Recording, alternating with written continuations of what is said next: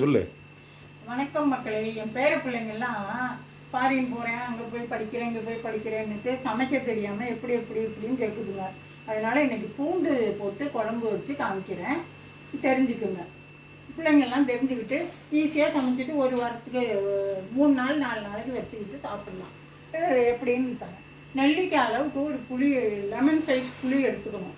அதை கரைச்சி வச்சுருக்கேன் புளியை. இதில் குழம்புத்தூள் ஒரு 4 ஸ்பூன் போடணும். இது வந்து ஒரு 4 பேர் சாப்பிட்லாம்.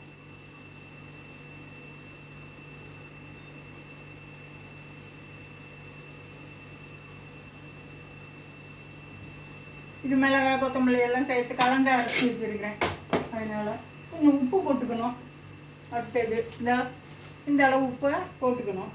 போட்டு கரைச்சி வச்சுக்கணும்.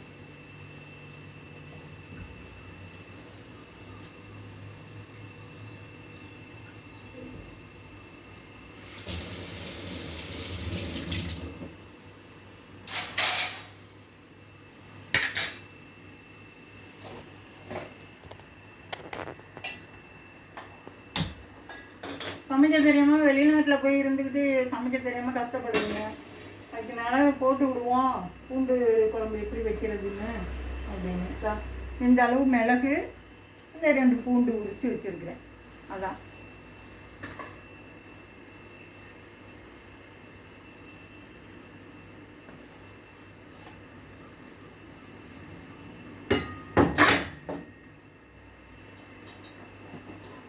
கொஞ்சம் எண்ணெய் கொஞ்சம் கூட ஊற்றிக்கலாம். 4 ஸ்பூன் போல் ஊற்றிக்கங்க.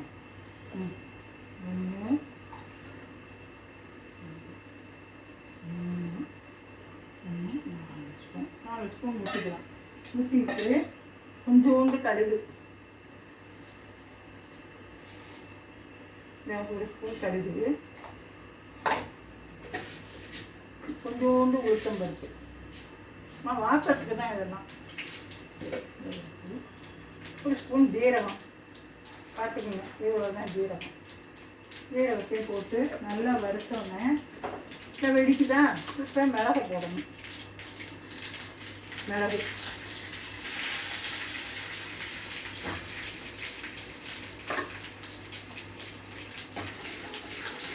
கொஞ்சம் மிடில் வச்சுக்கலாம்.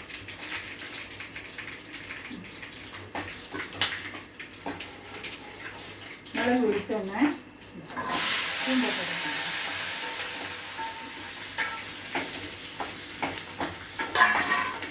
பூண்டு கொஞ்சம் நல்லா வதக்கணும்.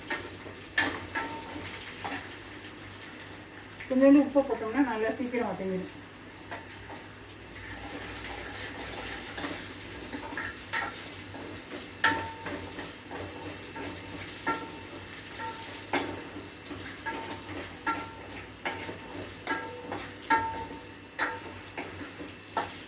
வெளியூர்ல எல்லாம் போய் படிக்க போயிருக்குவோம் பிள்ளைங்க.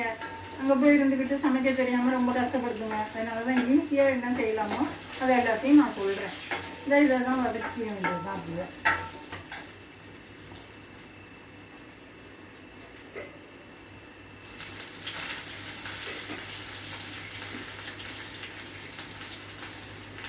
கருவேப்பிலை 2 இனுக்கு கருவேப்பிலை போட்டு, நான் கருவேப்பிலை தான் வாசம். நல்லா கருவேப்பிலை போட்டு வதக்கிட்டு